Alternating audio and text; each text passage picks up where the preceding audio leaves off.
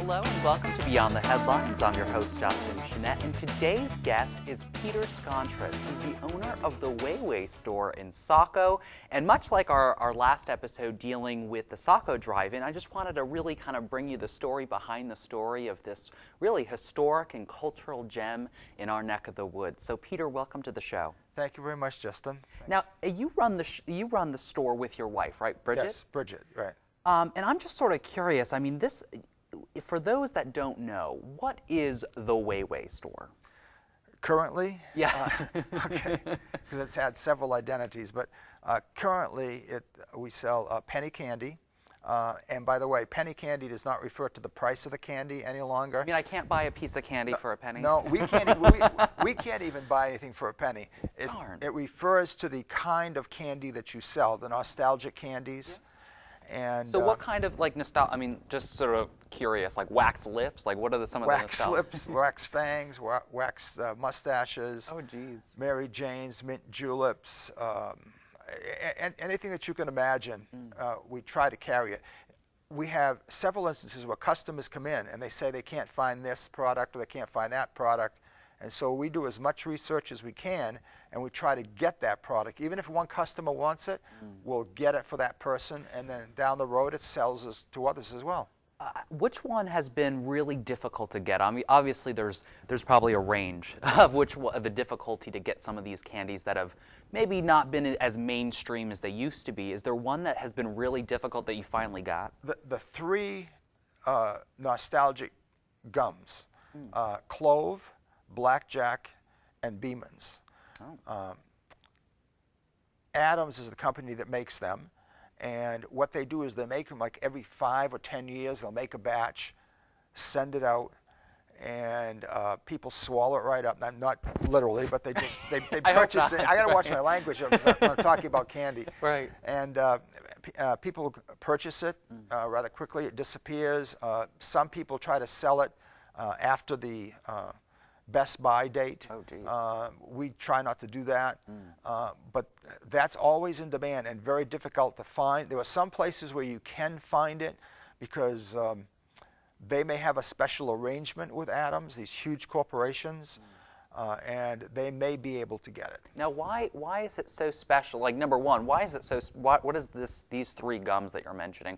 Number one, why is it so special that people are after it still? And why do they only make every 5 to 10 years a new batch? Is it to try to stimulate that excitement? Exactly. It's nostalgic. Younger people, the under 30 generation, won't buy it in most cases, but the older folks who are youngsters when they were in their 60s or 50s or maybe early 70s recall that as their gum. Clove tastes like cloves, Beeman's is a nice fresh taste, and Blackjack is like anise, which is licorice. Oh. And people just enjoy purchasing those kinds of products because it brings back memories of their past. And you start a memory roll going with them, and then they start talking about this and that, and we just love that kind of conversation with products. Well, I bet you get a lot of individuals, probably not just in Maine, but from all across the country, that have interesting kind of stories to tell you, I would imagine. Exactly. We had this past weekend, for example, we had people from all over the country that came in that signed the guest book. Alaska, Arkansas, Delaware, Ohio, California. They come in and they hear about the store, or they're former residents of the area, not necessarily Saco, Biddeford, Old Orchard, Standish, Windham, and they either drive by the store accidentally or someone tells them, hey, remember that old store we used to bike to every day after school? It's open. It's open. And then they call us sometimes to make sure that we are open, and we're happy to see them. Now, is there one story that really, or a few stories that may stick out in your mind that just really like, wow, this really validates why I'm doing this, every single day? There are several stories. One of them is of a fella from Pennsylvania who was visiting our area. This was the first year that the store opened. We opened June 17th at 2:15 in the afternoon, 2011. And this fella came in during that week and purchased some candy. and he was short about $1 and some change. And so I said to the gentleman, don't worry about it. Next time you drive by, just stop, come in and pay it. And he kind of looked at me, and I said, really, I'm serious, just come in and pay it. And so he said, thank you very much. He headed up the road and kind of disappeared. A year later, I'm working behind the ice cream counter, and this fellow approaches me holding out $1 and some change. And I didn't recognize him, and I didn't know what he was doing. I thought he wanted to buy the store for $1. I didn't know what he wanted. So he said, do you remember me? And I said, I'm sorry, I don't. He said, I'm the gentleman from Pennsylvania. And I said, yes, yes. He says, it's been a year, but I want to tell you I had every intent and purpose to get here a lot sooner. But I got a call that my mother was dying in Pennsylvania, so I had to go back immediately. And I stayed there arranging the family affairs and everything. And this is the first time I've been back, and I wanted to settle the debt that I had. And so he gave me the $1 and change a year later. Oh my gosh. You know, we do that with people now and then that we feel we can trust. Right. And that harkens back to an older time.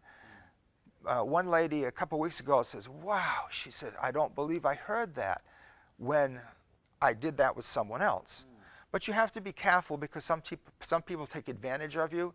But at the same time, you have to be kind of an optimist in terms of how you feel about humanity, people, the human race. Hope. Hope, Yeah, yes. hope. Hope that some of the old-time values of trust can still be developed, and you do that through example. And that's very important to us. The example that we set at that store is very important to us, not only to the community nearby, but to visitors that come from afar. And you mentioned hearkening back to an earlier era. This is the Weiwei store is on the National Register Right. of Historic Places. Right. It was built, what, between 1927 and 1929? Right. It took 2 years to complete. Wow. May I tell you the story about that? Of course. Yeah. Okay. Well, Eugene Cousins, he was in farming on the Buxton Road, and for some reason he decided to build a little small 8-foot by 8-foot wooden shack with a shed roof between the farmhouse and where the current store is now, which wasn't there, of course. And he sold soft drinks, bread, things like that to the neighborhood and to passing motorists. Now this was in 1916. There weren't many cars on the road in 1916. However, he had a gas pump out front. We have that gas pump in the store. Moody's Collision, Sean Moody, great fella, great person, great organization, offered to paint that one. We found it in the back room, 1923 Bowser pump and a 1911 Bowser pump. They were in much need of cleaning and repair. And Sean took them and painted them for us as a donation to the store. And they're there now, and we're putting decals on them so they'll look like they did. And so he had that pump in front of the original store, and we thought that it would be great to have it restored. Well, after time went along, another 10 years or so, Mr. Cousins and his son Carol, nicknamed Caddy, everybody knows him as Caddy, C-I-D-D-Y, and I refer to him as Generation 2. Caddy was Generation 2 of the store. Decided to build a store that would accommodate in a more comprehensive fashion the needs of the community, meaning the neighborhood, as well as the traveling public, meaning automobiles, because the amount of automobiles on the Buxton Road increased tremendously in those 10 years. It was a kind of a muddy road. It wasn't very passable at times.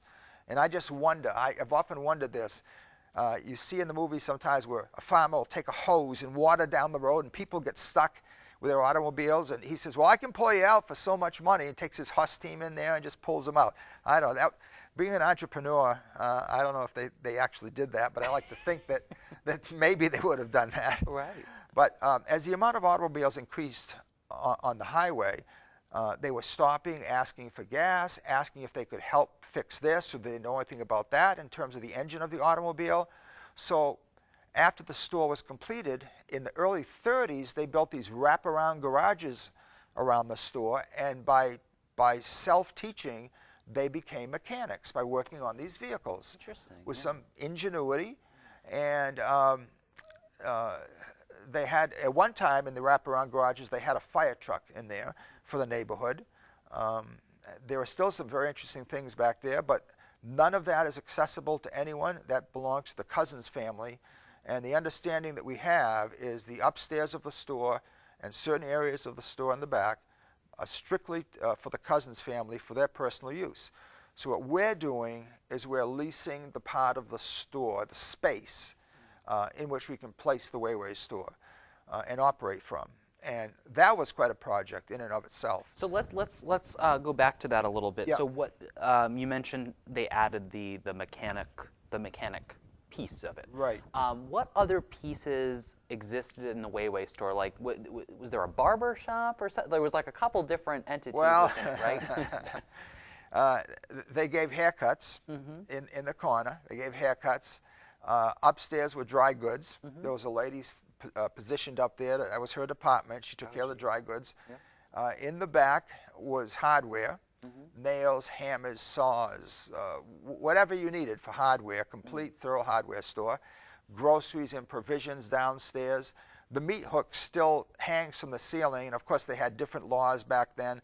You could hang a side of beef from that hook and cut it up, and then they had a walk-in freezer, and the freezer was ice, so everything was ice, which was rather interesting. How do you keep things cold? And candy as well. Now, candy didn't become the major seller in the store, the largest producer of their income, until much, much later. When the big box stores came in, I remember the first one in Saco. It wasn't a big box. It was a box. Bagley's Red and White. Newman Bagley on Stora Street in Saco. And that's where we would shop. Previously, we were shopping around town at corner stores such as the Wayway store. And the people in the neighborhood of the Wayway store began to shop downtown at some of these supermarkets. They call them supermarkets because they carried everything nice and cold and fresh, no concerns. Another one popped up in Biddeford, one popped up in Saco, A&P, First National, they all started to come in.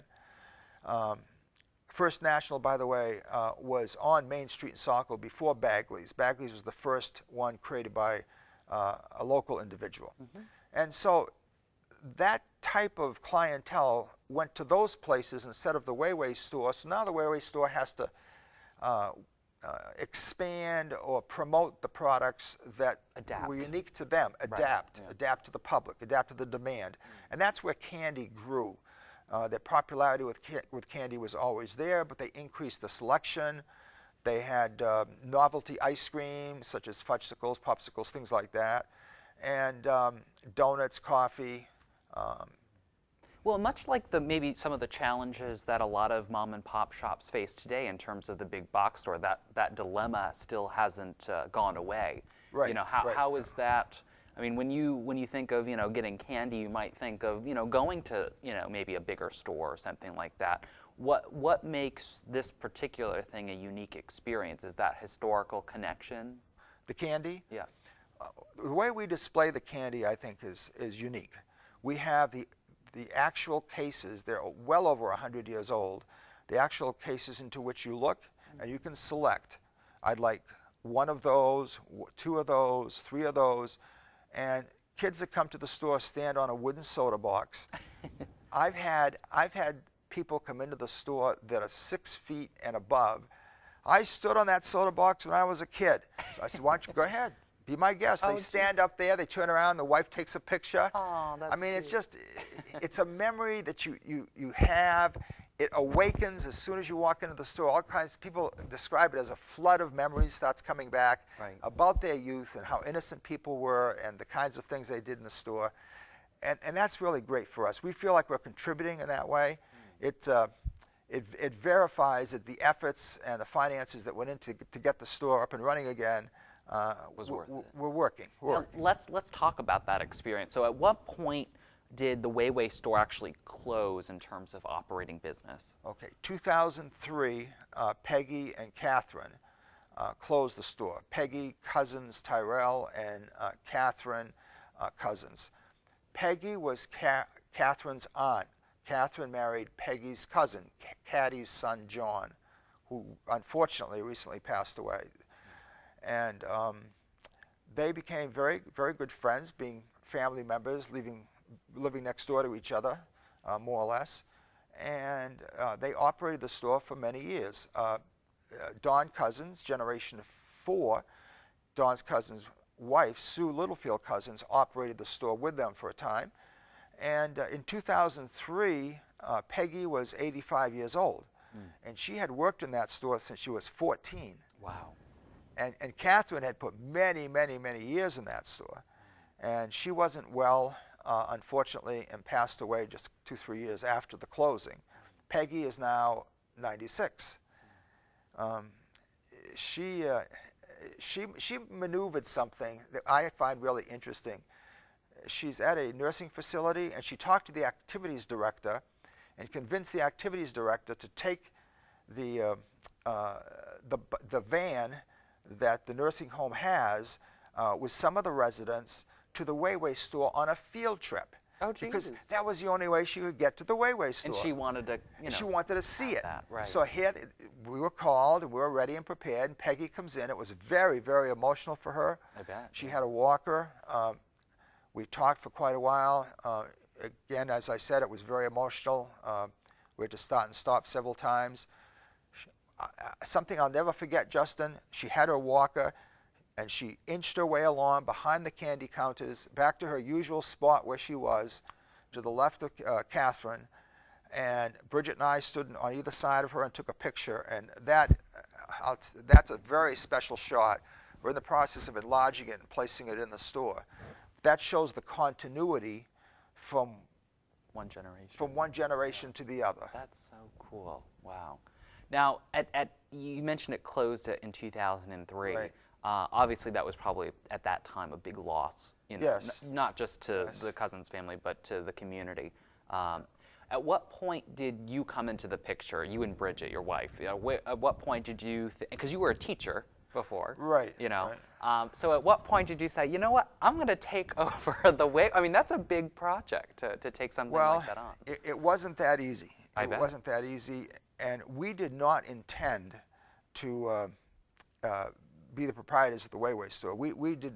That was the furthest thing from my mind. Yeah. I had begun selling canoes. I retired from teaching in 2008, and we liked canoes, and we just put a few on my father-in-law's land up near the Dupree Horse Farm, and they sold like crazy.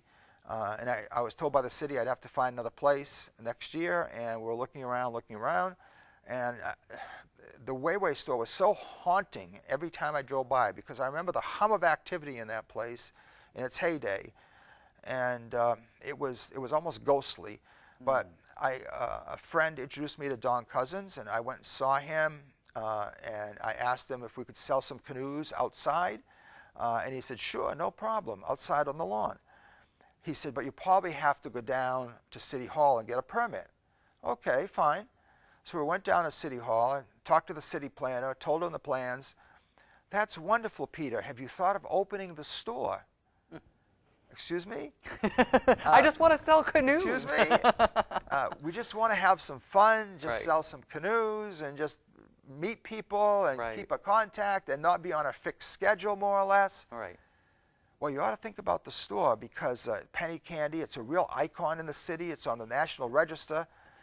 I said, well, I'm not sure if I'm going to do that. I kind of doubt it. So I left the office, and I met a friend outside in the hall, and I talked to the friend for about 45 minutes. Well, after our conversation, I started to proceed out of City Hall, and I walked by this other office, and the lady inside the office waves to me and says, hey, Peter, hi, I hear you're opening up the Wayway store. I said, what? That's how What? rumors start. That's how 45 minutes. I see my Uncle Andrew Scontris on the steps of the post office 2 days after that. Hey, everybody's talking about you opening the Wayway store. Why didn't you tell me? Small town. Uncle Everybody- Andrew, I didn't know either. Right. So I went home to Bridget. We started to talk about it and think about it, and talked to the city planner again. And from all the conversations and the feedback that we had, we decided it might be a good idea, and we maybe could pull it off.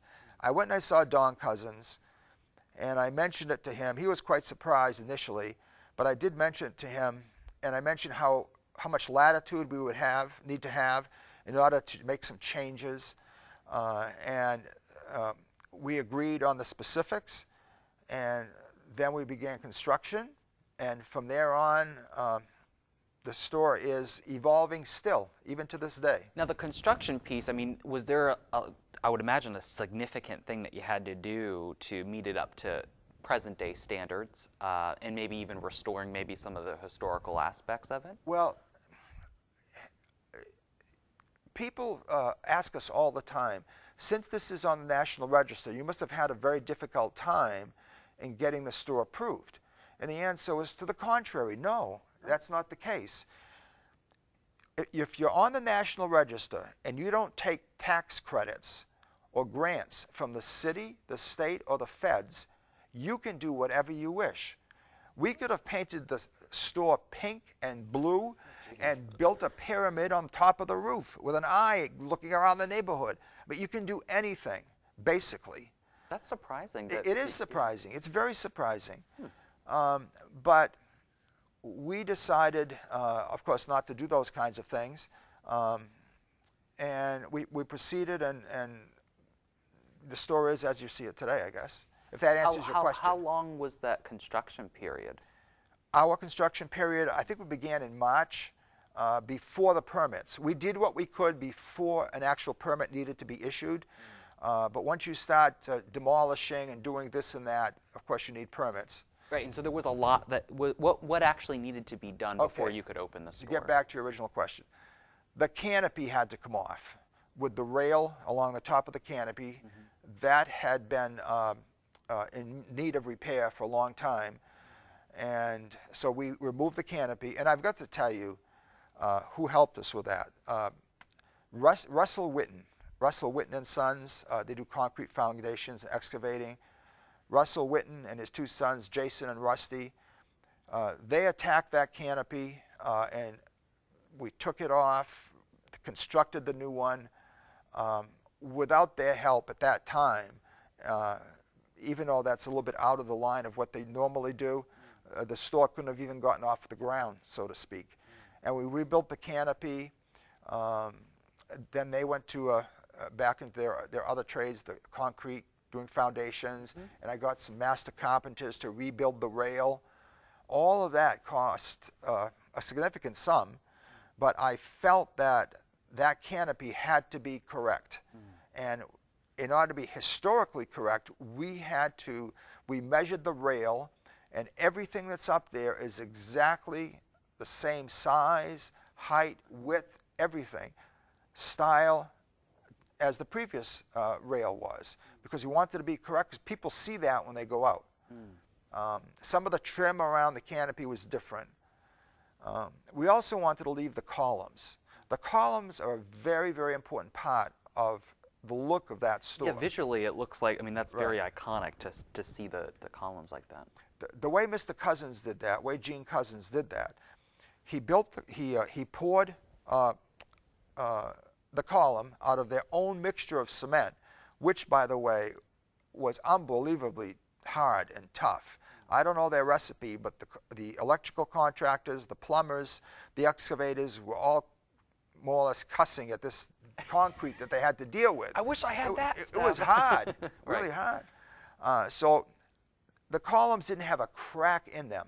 After the columns were poured, then he used that same concrete and plastered them, and took rocks and bricks from old foundations in the neighborhood on their property and just placed them in there at random and painted them red, and the rest of the concrete, the mortar more or less, was painted yellow, and that's the way it stays today. So when you reopened the store, I bet there was a little bit of maybe butterflies in the stomach with you and Bridget, because this was a big endeavor that you guys had taken on. Like when you guys had reopened the store, what was the response in the community? Wonderful, tremendous response. For example, the state inspector was in at 2:14, June 17th, 2011. He gave us the go-ahead. We had four or five girls working for us.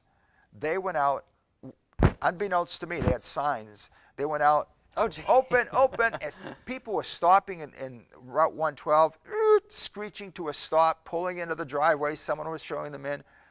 The store was full. Wow. Then a reporter dropped by, was driving by, and within the first hour, the reporter was there and wrote a story, and that appeared. And then after the story got out, other newspapers came and reported the store was open. And that first summer was unbelievable, Justin. Now, moving forward, where you mentioned that the Way store is constantly evolving, Right. And you mentioned how Moody's is helping with repainting the gas tanks. Right. Is that how you want to see it? Like, if you were to sort of put this a year out, 5 years from now, where do you see the Way store moving forward as it tries to reconnect people to the history, but at the same time, constantly moving forward? Well, the pumps are a very important part of that.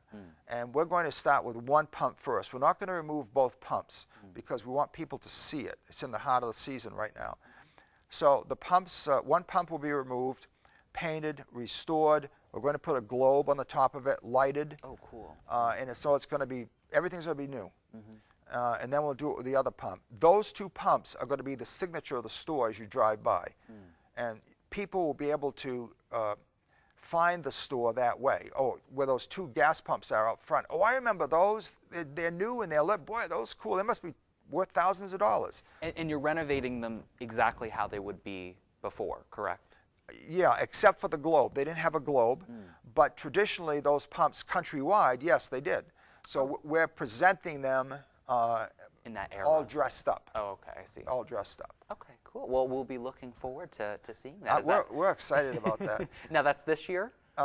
We're going to start it this year. Yeah. We hope that we can do both this year, but we want to make sure that we do it right and everything is correct. So we'll take our time. And Moody's, I know, is going to do a fantastic job. They're great people. I over love there. Sean Moody. Yeah, He's a really they're nice guy. The inside of the store, we've made changes there as well. We have a bulk candy section with large jars, and for so much a pound, you can go in, take a bag, mix and match, whichever you like, and as well as candies under the display counters, those antique display counters. And also we have candy throughout the rest of the store. We're carrying a lot more candy than our predecessors did because we wanted to emphasize the fact that, yeah, we're very, very, very serious about candy. At the same time, we're putting up a sign this week behind the cash that's going to, people can see it. Please select responsibly. And that's something we want to do because, unfortunately, candy and its ingredients cause health problems for some people. So we're asking people, you know your own private situation.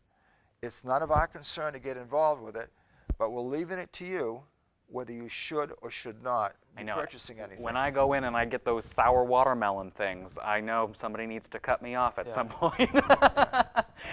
See, I wish you brought samples here, Peter. We could totally just devour a whole bag right here. But thank you so much for coming on. I'm so excited to have you here and looking forward to seeing the new gas pumps when they're put in and kind of reconnecting with that. If people want to kind of follow updates with the store and follow those updates with the renovation, what can they do? They can go on the Facebook page? Yeah, Way Store Facebook page, store hours, changes, events, pictures. People who are visiting the page are posting pictures. It's just great. It's a great community feeling is what it is. A lot of people tell us they feel like they've come home. They feel like they've captured something they thought was gone for a long time. And those are some of the memories that are jogged by coming into the store. And that confirms that we're on the right track. And I've heard the same thing with the Saco Drive, and it just seems like a lot of pieces in our community like that just reconnect everybody, which is really cool. So sometimes we have to go forward. No, sometimes we have to go backwards in order to go forward. Right. And I think that's the case with the Way store. And it's like for people my age and younger, it's just we really haven't had those historical Right. experiences, so it's kind of nice for us to be able to have that. Right. So again, thank you so much, Peter, for Thank coming you. on the program. Thank you for having me. Again, people could go to facebook.com/WeiWei Store to follow all those updates and post pictures, and I just like seeing the pictures and everything. It's kind of cool. I'm your host, Justin Schnett. This has been Beyond the Headlines, the story behind the headline. Hopefully we'll see you right back here next week. In the meantime, you can check me out on Facebook and Twitter and suggest little topics if you want for the next show for Beyond the Headlines, all that jazz. Remember to stay tuned and stay connected.